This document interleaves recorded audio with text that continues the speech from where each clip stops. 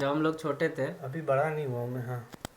5-10 साल के जब थे, तो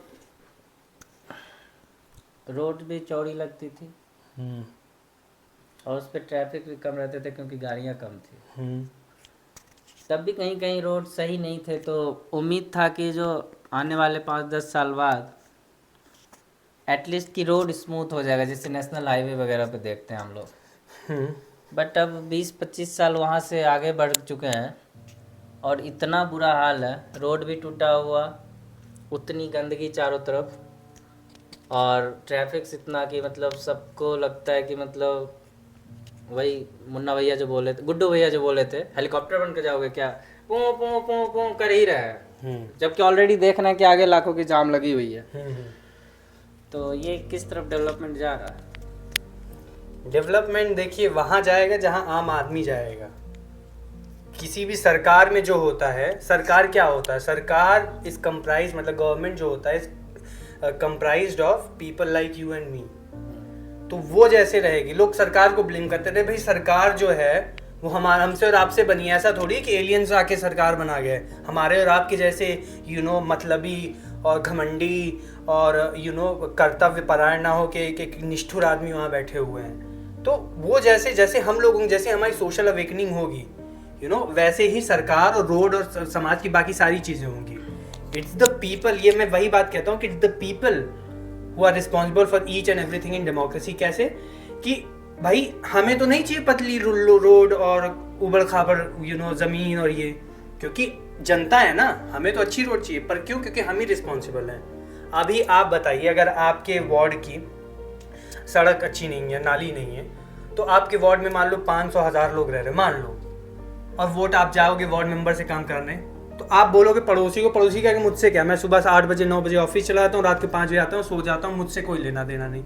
यही 500 के 500 लोग भी अगर यही सोचें तो क्या वो रोड बन पाएगी?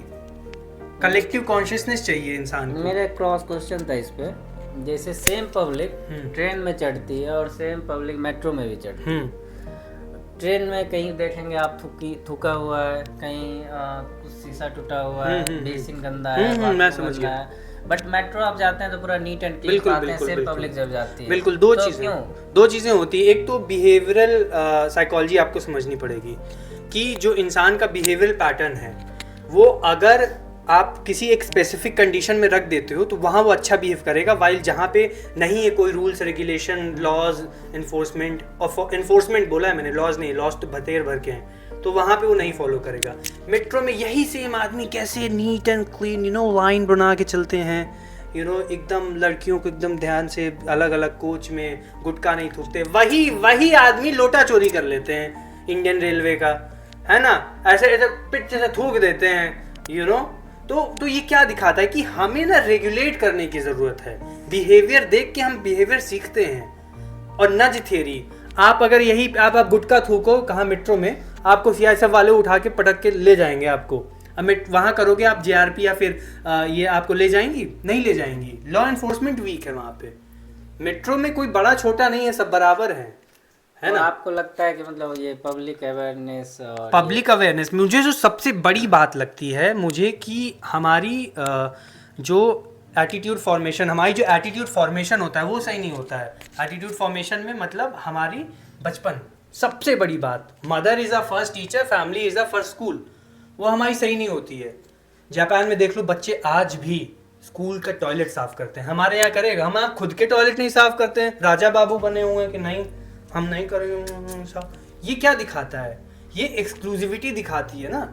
यही चीज बचपन से इनकलकेट करें कि भाई देखो तुम्हारा घर तो साफ है, लेकिन तुम्हारे पैसे की रोड भी बनी हुई है, उस पे रैपर खा के नहीं फेंकोगी। कौन सिखाएगा? फैमिली सिखाएगी, माँ बाप सिखाएंगे। स्पेशली आजकल दिल्ली में देखिए तो आप बिल्कुल भी सिविक सेंस नहीं है। दिल्ली में सिविक सेंस कभी था ही नहीं। मतलब आप देखिए दिल्ली के मेट्रो में इसलिए लगता है क्योंकि मेट्रो में रूल्स और रेगुलेशन, 1 मिनट के लिए रूल्स हटा दीजिए, फिर देखिए आप भाई भसड़ हो जाएगी जो बस में अपने तरफ थोड़ा सा सिविक सेंस था, अब उधर भी खराब हो रहा है। तो ये मोरल डिजनरेशन होता है, ठीक है, ये सोसाइटी का। क्योंकि आप देखिए कि प्लेटो की एक बात याद आती है मुझे कि what is honoured in a country is cultivated there. UP, Bihar, इन सब राज्यों में कट्टा रखने को बहुत भौकाल माना जाता है, तो सारे लोग कट्टा रखते हैं। मंडप से बेटी को उठा के ले जाके शादी करवा लेते हैं। तो ये अरे वाह बेटी को भगा ले, दहेज ले रहा, कितना दहेज ले, 1 करोड़ दहेज ले रहा, हाँ सर उतना ज्यादा रिस्पेक्ट। ये क्या ये हम गलत मोरल्स कल्टीवेट कर रहे हैं। तो इसके रिपरकशंस कहाँ होंगे? डीपर इफेक्ट में सोसाइटी पे होंगे, है ना। और दिल्ली में भी यही है। दिल्ली में आपका एक्सीडेंट हो जाए, खून बचाने छोड़ो, पहले आपका फ़ोन निकालेंगे, फिर घड़ी निकालेंगे, फिर दुनिया भर की चीज़ें, फिर आपको कोई 1-2 लोग होंगे तो आपके वो मदद करेंगे, नहीं तो वो भी नहीं। बचपन में जैसे हम लोग जैसे डीएवी स्कूल में पढ़ते थे जब, तो एक सब्जेक्ट था extra, moral education, moral science, हाँ, नैतिक शिक्षा करके। तो उस समय तो मुझे लगता था ये क्यों पढ़ाया जा रहा है कि मतलब ये तो हाँ, तो पता ही तो, हाँ, ये सब होना चाहिए था। उसके बाद जब हम लोग नवोदय में गए तो वहाँ ऐसा कोई सब्जेक्ट था नहीं, ठीक है। तो हालांकि हम लोग जिस फैमिली से बिलोंग करते हैं वहाँ एक्चुअल में नैतिक शिक्षा हम लोगों को घर से ही सिखा दिया गया था, ठीक है। लेकिन आजकल ये सब कोई सब्जेक्ट दिखते भी नहीं है स्कूल में, किसी सब्जेक्ट के रूप में रखा भी नहीं गया है, और लोगों में थोड़ी सी है भी नहीं। तो आपको क्या लगता है कि इसको मतलब एक मैंडेटरी करना चाहिए एजुकेशन सिस्टम में? देखिए, बात सिर्फ मैंडेटरी की नहीं है, बात ये है कि आप उसको किस लेवल पे परसीव कर रहे हैं। फॉर एग्जाम्पल, आप उस चीज़ को औपचारिक मान के बस उसको रट के आप एग्ज़ाम पास करने के लिए पढ़ रहे हैं, या फिर आप उसको अपने जीवन में इनकलकेट कर रहे हैं, उतार रहे हैं और फिर इसे समाज बदल रहे हैं। हम नैतिक शास्त्र में पढ़ें कि चोरी करना बुरी बात है, बच्चे ने पढ़ा कि घर जाके मम्मी को बोलता है मम्मी मैं चोरी करना बुरी बात है, पर मम्मी कहती बेटा घर कॉलेज से 2 चौक लेके आना चाहिए था ना, एक डस्टर भी उठा लाते। ये कौन शिक्षा देगा? ये घर के माँ बाप देंगे। इसका बिहेवियर सेंस में कहाँ पे है? इसकी औपचारिक अगर हम सिर्फ लिखने पढ़ने के पर्सपेक्टिव से कर रहे हैं तो ये तो बात, मैं आपको एक एग्जाम्पल देता हूँ। यूपीएससी उसमें पेपर 4 होता है एथिक्स का, सबसे ज़्यादा घूस कौन लेते हैं? मोस्टली पूजा खेड़कर का भी जो एग्जाम्पल आया है वो किस में आया? जीएस पेपर 4, ऐसा नहीं कि उसमें, बस बात ये है कि उसमें सिर्फ वो एज अ पेपर रह गया है। आप एक लिख के आप बता रहे हो करिए, तो बहुत एथिक्स वाला बंदा है। आईआरएस का ऑफिसर था, 50,000 की घूस देते हुए पकड़ा गया, न्यूली इलेक्टेड, बताओ, मतलब न्यूली अपॉइंटेड, वो विद इन 1 ईयर में। ऐसा क्या हो जाता है? क्यों इतना मतलब मनी लोगों के लिए क्यों इतना बड़ा मोटिवेशन होता जा रहा है? लोग इतना सेल्फिश क्यों होता जा रहा है? मतलब इनफैक्ट के पैसे के लिए कुछ भी करना, मतलब सिर्फ पर्सनल अचीवमेंट और मतलब इस चीज़ के पीछे भाग रही है। सोसाइटी थोड़ा सा भी माइंड में नहीं रखना है कि इस सोसाइटी पर क्या इम्पैक्ट होगा, क्यों ऐसा क्यों होते जा रहा है? नहीं रखता। मैं फिर से वही बात रिट्रेट करूंगा, सोसाइटी मानते हैं, कैपिटलिज्म की बात भी नहीं है। बात ये है कि मैं अगेन फिर वही कहूँगा, मेरे एग्जाम्पल हमेशा दिमाग में मेरे फिर एग्जाम्पल आता है जापान, कि वहाँ पे अपब्रिंगिंग जिसकी अच्छी से हो गई ना, फिर वो शायद ही कभी अपब्रिंगिंग के साथ साथ उसकी कैसे सोशलाइजेशन हो रहा है, माँ बाप ने अच्छी शिक्षा दी कि नहीं, ठीक है, आपके घर में आपके मोरल वैल्यूज, चाहे वो रिलीजन से आ रहे हैं, चाहे वो पर्सनली माँ बाप से आ रहे हैं, उससे अच्छी आ रही है कि नहीं। फिर स्कूल में कैसी शिक्षा मिलती है, और स्कूल में आपके दोस्त कैसे हैं? स्कूल में आपके दोस्त जो हैं वो इनकरेजिंग हैं, अप्रिशिएट करते हैं कि भाई गाली देने वाले और चोरी सिखाने वाले हैं। फिर कॉलेज आते हैं, फिर वहाँ पे तो अलग ही द्वार खुल जाता है आपका, फिर वहाँ पे आप कैसे चीज़ों को लेते हैं, परसीव करते हैं। तो ये चीज़ें, ये फैक्टर्स काफ़ी इंपॉर्टेंट होता है वहाँ पे। तो मुझे हिसाब से कि अपब्रिंगिंग, स्कूलिंग बहुत ज़रूरी है इंसान के जीवन से। तो थोड़ा सा लास्ट इसको समराइज करते हैं, तो फॉरवर्ड स्टेप क्या होना चाहिए जिससे कि जल्दी से जल्दी? फॉरवर्ड स्टेप ये होना चाहिए कि अक्सर मैंने देखा है कि जो बच्चों को, मान लीजिए आप और मैं बस ज़्यादा से ज़्यादा ये कर सकते हैं, बच्चों को जागरूक कर सकते हैं, छोटे बच्चों को। हम लोग तो इर्रेपरेबल हो गए हैं, अब जो है वही है, ठीक है।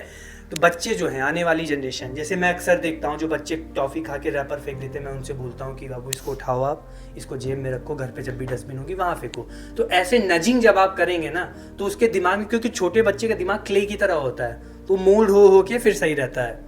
हमारे सामने अक्सर हमने देखा, हमारे पेरेंट्स भी ऐसे खा के रैपर ऐसे फेंक देते, तो बच्चा क्या सीख रहा है आपसे? आप उसके रोल मॉडल हो, आप ये काम करो तो वो भी वही सीखेगा ना। तो इट्स बेटर कि हम अपने बच्चों को, अपनी जनरेशन, आने वाली जनरेशन को, अपने से छोटों को हम एक बेहतर शिक्षा सिर्फ किताबी वाला नहीं, जो आप मोरल साइंस की बात करें तो वो हम एक्चुअल वे में इन्फोर्स करके बताएं। व्यवहारिक ज्ञान, उसको बिल्कुल व्यवहारिक ज्ञान के साथ साथ बिल्कुल बहुत ज़रूरी है वो, उसे नजिंग करना और एक सही मायने में शिक्षा का उसे प्रदान करना, वो बेहद ज़रूरी है। दर्शक से प्रॉमिस कीजिए कि आप फिर से आएंगे। जी हाँ, मैं अपने दर्शकों से प्रॉमिस करता हूँ कि मैं जल्द ही आपसे फिर से मुखातिब होऊंगा।